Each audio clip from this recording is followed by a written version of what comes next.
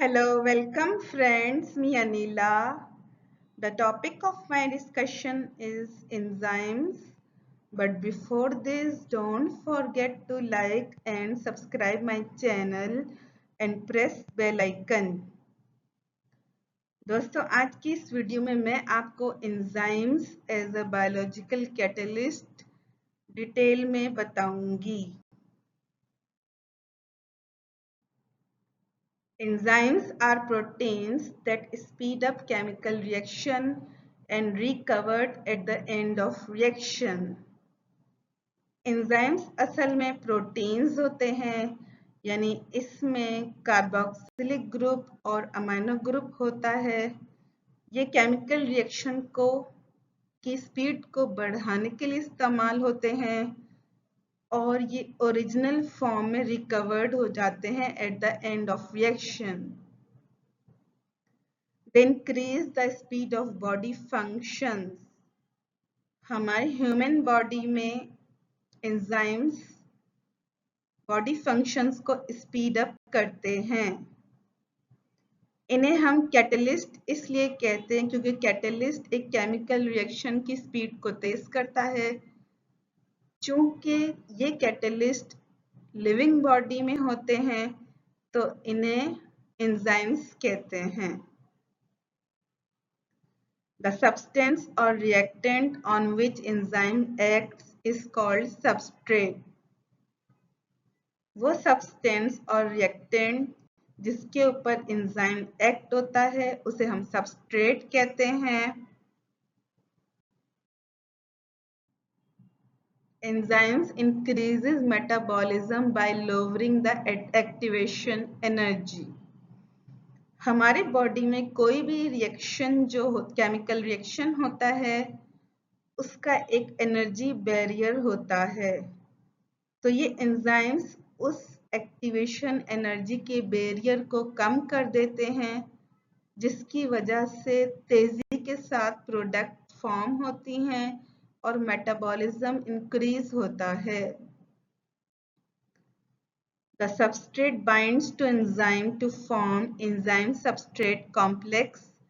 Then on this complex product is released and enzyme is recovered at the end.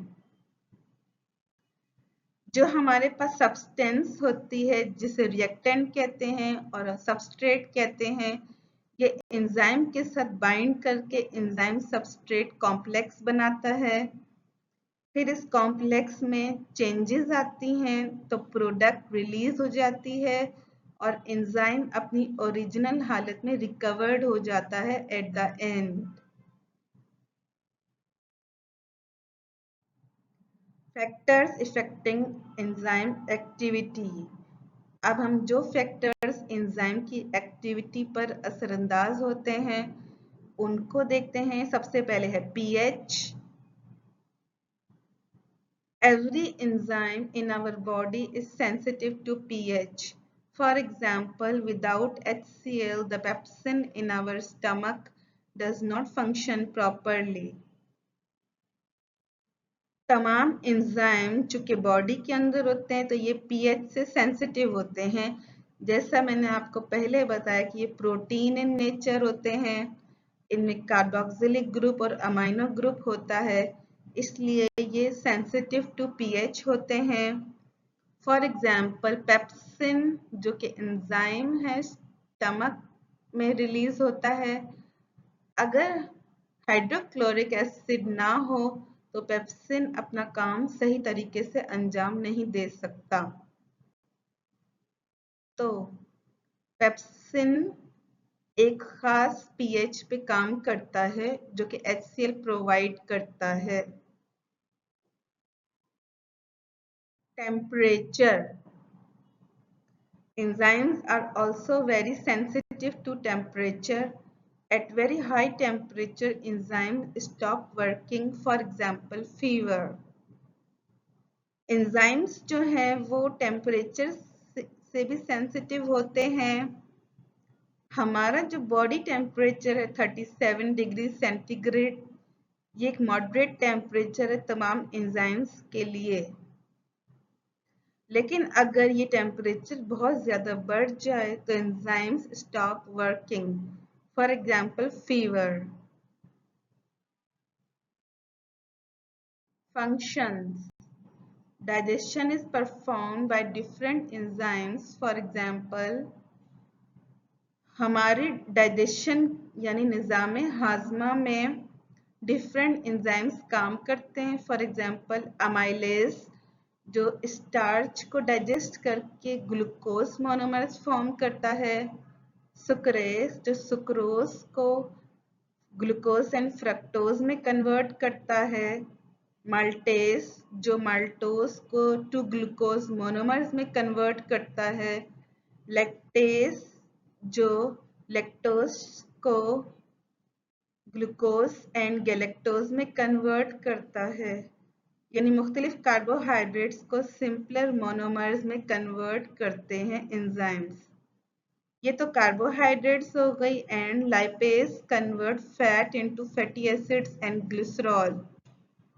Lipase जो है वो fat को fatty acids और glycerol में convert करता है। एंड पेप्सिन एंड ट्रिप्सिन जो कि प्रोटीएजेस हैं यानी प्रोटीन के डाइजेशन में इस्तेमाल होते हैं, ये प्रोटीन्स को कन्वर्ट करते हैं शॉर्टर पेप्टाइड्स और अमीनो एसिड्स में। तो ये एंजाइम्स डाइजेशन को परफॉर्म करने में हेल्प करते हैं। Cellular respiration also occurs by enzymes. Cellular respiration that means glycolysis वगैरह में भी एंजाइम्स इस्तेमाल होते हैं जो कि सेल के वाइटल फंक्शंस हैं। Enzymes help in RNA synthesis and DNA replication. RNA synthesis के लिए आरएनए पॉलीमरेज जो कि एंजाइम्स होते हैं वो हेल्प करते हैं। डीएनए रेप्लिकेशन में भी डिफरेंट एंजाइम्स हेल्प करते हैं। In this way, enzymes act as biological catalyst. इस तरह ये enzymes as a catalyst इस्तेमाल होते हैं, यानी हमें केमिकल रिएक्शन की स्पीड को तेज करते हैं, उसे कैटलिस्ट कहते हैं। और अगर वो लिविंग बॉडी में है तो उसे बायोलॉजिकल कैटलिस्ट कहते हैं। Friends, if you have any question, you can ask me on comments. I can help you. Thanks.